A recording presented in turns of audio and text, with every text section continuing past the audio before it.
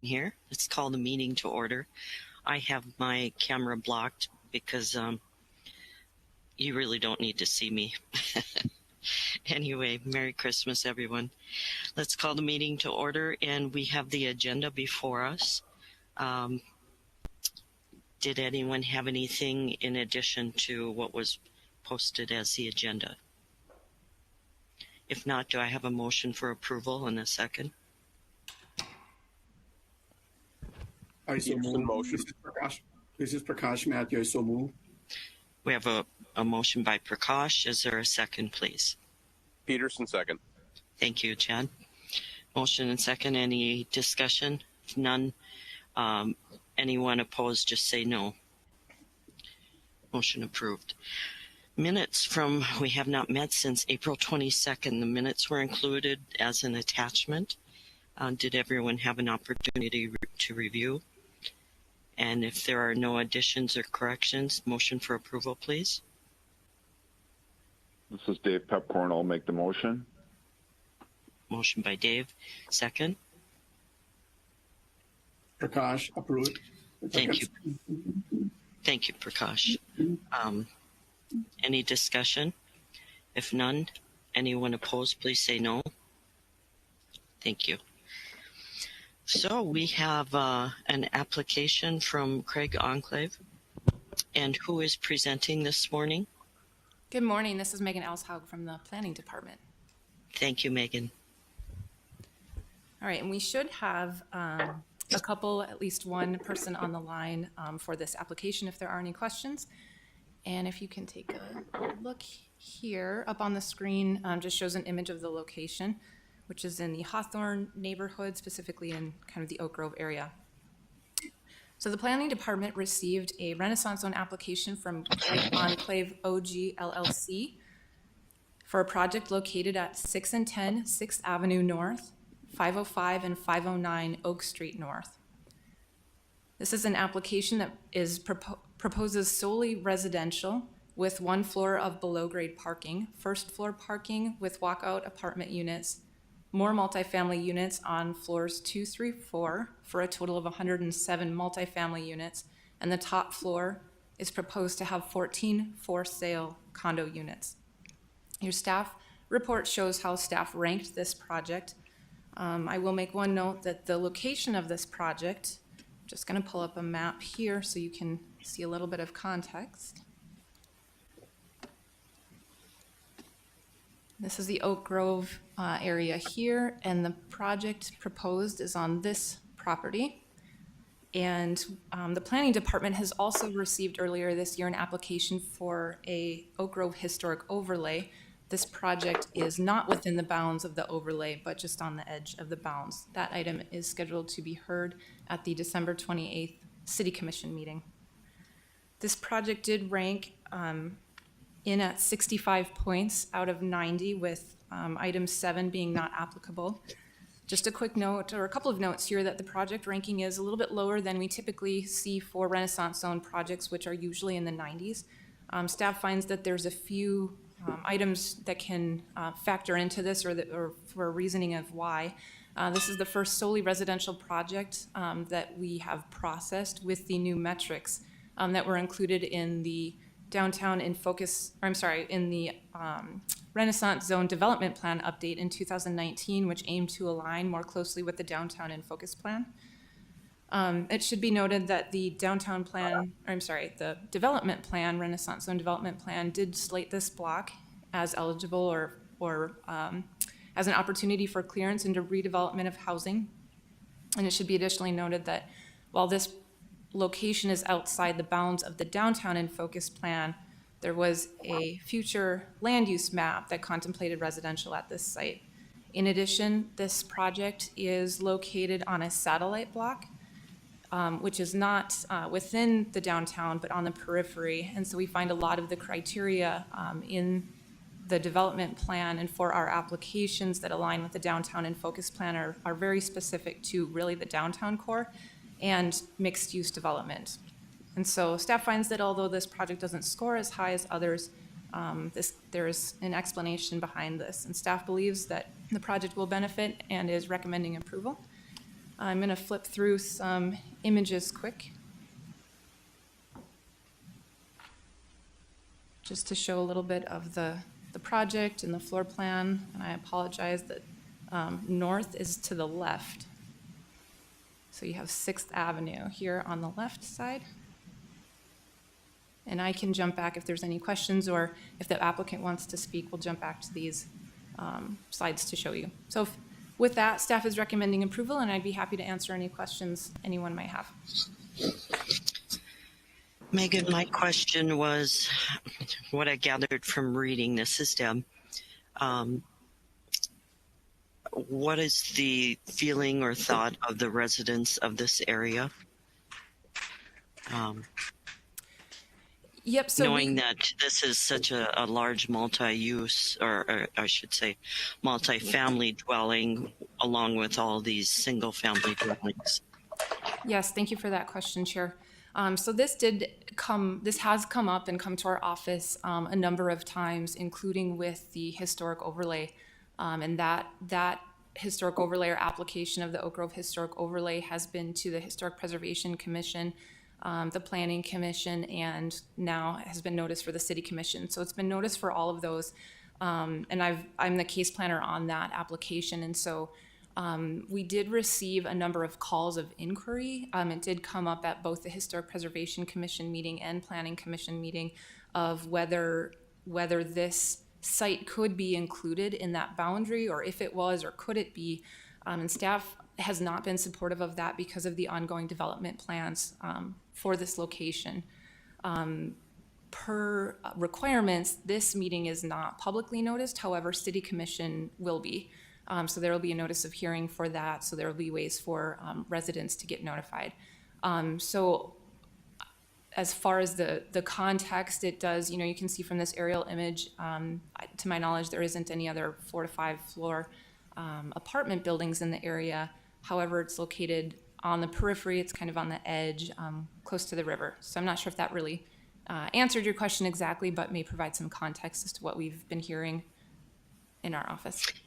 It did, and I'd like to follow up with what would be the method of notification of the residents of the area from the City Commission. So as far as notification requirements, we do notice 2 times in the newspaper. And so there is no requirement for notification, property owner notifications, whereas for a zoning case, for example, does have requirements for property owner notification, but for Renaissance Zone project, there's not. Okay. Megan, this is Jim Gilmore. Maybe you can note that this property was recently rezoned to allow this particular use, and that went to the Planning Commission and City Commission, and the neighborhood was noticed for that change. Okay. Yep, thank you for that, Jim. That's correct. And we did note that it would take some infrastructure change, maybe better roads, stoplights, those kinds of things. This is really going to create some traffic in that area. Back when, as Jim was mentioning, back when this site was rezoned, this development was discussed at that time, and it was also replatted. And at that time, services and infrastructure would have been discussed at that time. And if I'm remembering correctly, I believe there was a traffic study, or at least traffic was talked about. And I know that the city engineer's office was involved in those conversations. Okay. Does anyone have questions of Megan? Yes. Madam Chair, this is Prakash. Go ahead, Prakash. Megan, you answered a lot of the questions I had, but mine is a procedure one, maybe lack of knowledge about this.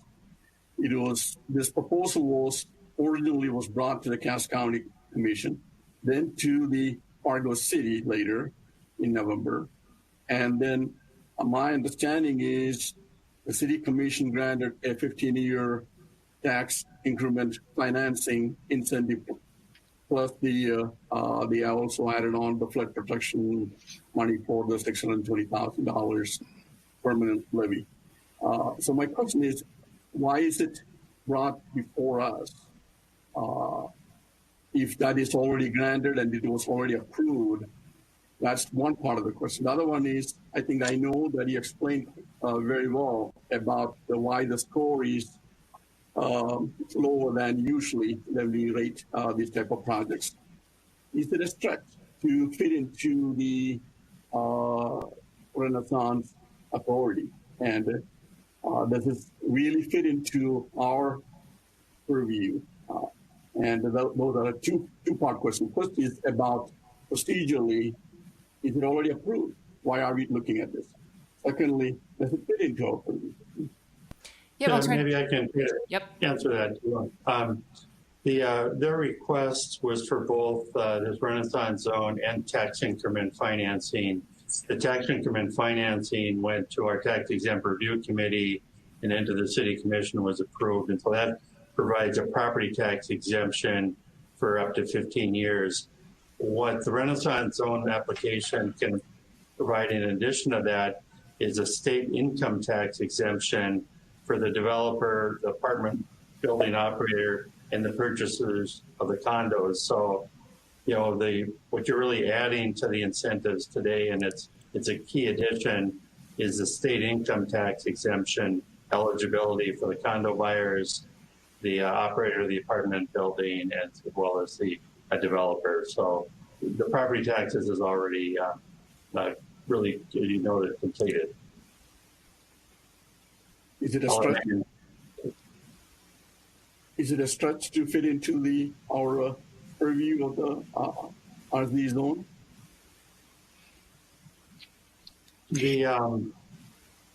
I'm not sure I get the question, but it is in your purview for the state income tax exemption. That's your exclusive kind of recommendation jurisdiction. Prakash, I think the answer to that would be when Renaissance Zone funds are involved, then yes, there must be action from this committee. Does that make sense? Yes, as that part I do understand. I'm wondering as to, do we fit in the boundary that is specified for the RZ zone authority? So the property physically is located within a satellite block, which is within the Renaissance zone boundary. So it's the one block that's not contiguous. And so being in a satellite block, the project is eligible. Most recently, or typically in the downtown core, projects are a mixed use, whereas this is a solely residential project. But this project is eligible just as any other, being within the boundary or within a Renaissance zone block. Okay, thank you. Okay. And yes, I think I heard Arlette. Go ahead. Yeah, Madam Chair, this is Arlette. So, Jim, I have some follow-up questions about the benefits being assigned. So, the condo benefits, the benefits to the condos, I fully understand. But you're saying to the operator of the apartment building, explain that a little bit better, will you? Who's the operator? Well, whoever owns the apartments, if they have state income tax liability for this particular project, they're eligible for state income tax exemption. That really applies to all apartment, developers that have received Renaissance zone approval in the past. And then the developer, should they have state income tax liability, they would also not have to pay that, at least on the first $500,000 of state income tax, or the first $500,000 of profit. Often we don't see apartment building owners, they often have many more deductions, and they don't tend to have state tax liability in the first 5 years. So often they don't really even use it on their tax form because they have other deductions. And then for the developer, again, they would save on the first $500,000 of income. The North Dakota tax rate, I think the highest it is about 7%. And so it's not a huge amount of money, but certainly every bit helps in a project of this sort. So let me do a follow-up question if I can. So are we talking a third party like an apartment management company, or are we talking the developer Enclave, Craig Enclave, being the operator? What's eligible is any person that's leasing the property. I presume this will be whatever LLC owns this will receive it, will have the income from that. I hadn't thought about if they hire a management company, that could potentially be eligible. Also, I'd want to defer to the tax department. Maybe we can research that. Okay, thank you. I don't know if the developer can add anything what you anticipate using this for, or yeah. This is Austin Morris. So from our tax standpoint, the property owner would be eligible potentially for state income tax. But why we're doing this is more so that it's in the Renaissance zone. It should qualify. The potential condo buyers may qualify, but from a property owner standpoint, it's unlikely we'll benefit from state income tax exemption when we have offset during the first 5 years of depreciation that will reduce or all but eliminate potential for income over the first 1 through 7 years. Management company would be ineligible. It would have to be the actual entity owner of the property, including the partners within that entity. Thank you. That makes sense. That makes much more sense because, yeah, a management and operating management company just didn't make much sense to me. Okay, thank you. All right. Any other questions?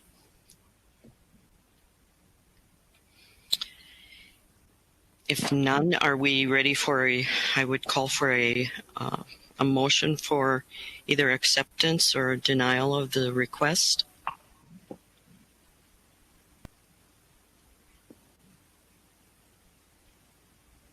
This is Dave Pepcorn. I'll make the motion. For approval, Dave? Yes, Madam Chair. Okay, thank you. Peterson, second. All right, we have a motion and second. Is there any further discussion? If not, we need a roll call vote on this. Debbie, are you available? I am. Okay. Pepcorn, Aye. Matthew, Aye. Swiatek, Yes. Peterson, Yes. Preston, Aye. Mathern. Yes. We have a unanimous approval of that. So thank you, everyone, for your input on that. The next item, there's the hazardous substance issue, and it looks like you're requesting that this committee be the advisory committee. So who is presenting that information? Madam Chair, it's Nicole Crutchfield here. And so, yeah, good to see you all. And so this is a little bit of a unique request, and I wanted to explore this topic with you in a more, I don't have necessarily a recommendation at this time, but just wanted to kind of bridge this conversation with you.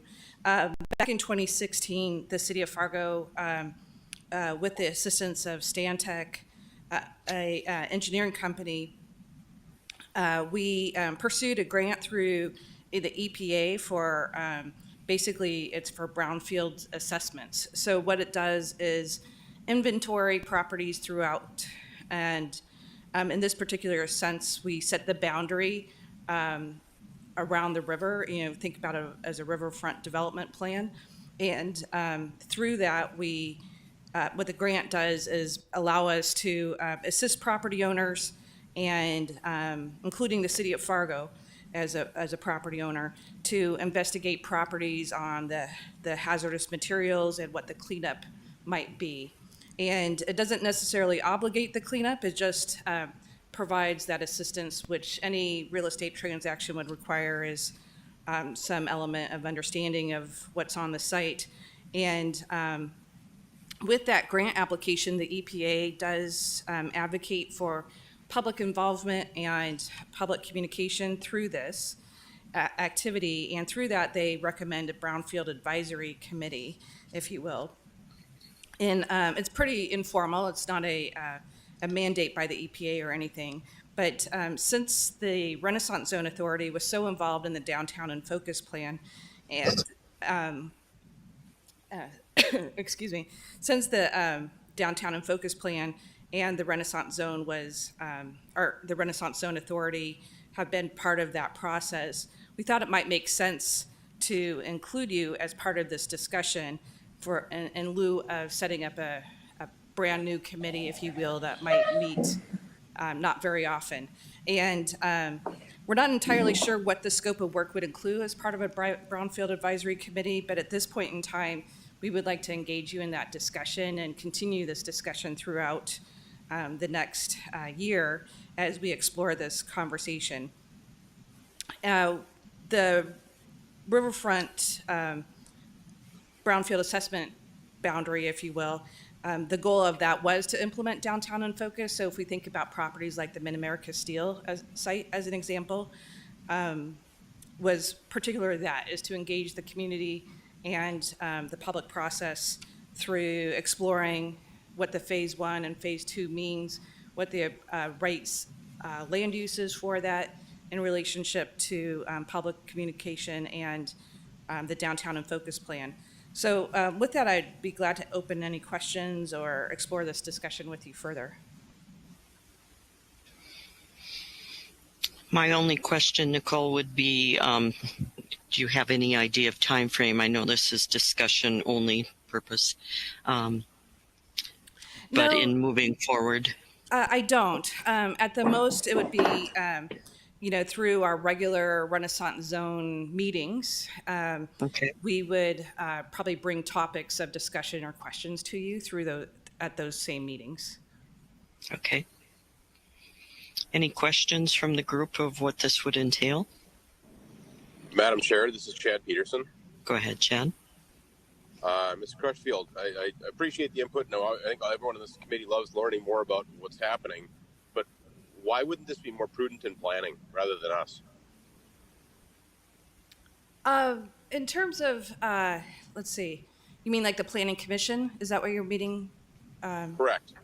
Yeah, I think the Planning Commission has quite a bit on their agenda, if you will, as well as I would say the Planning Commission right now, while they're advisory in nature, are probably not as engaged as you are in the redevelopment of properties. And so the redevelopment of properties gets quite detailed, as you know, through incentives and other engineering feats, and it's more of an economic activity than it is I would say is a visioning activity. Okay. Thank you. Any other questions of Nicole? Well, since it's discussion only, Nicole, I would guess that you would keep us apprised of anything that we would need to do in moving this forward.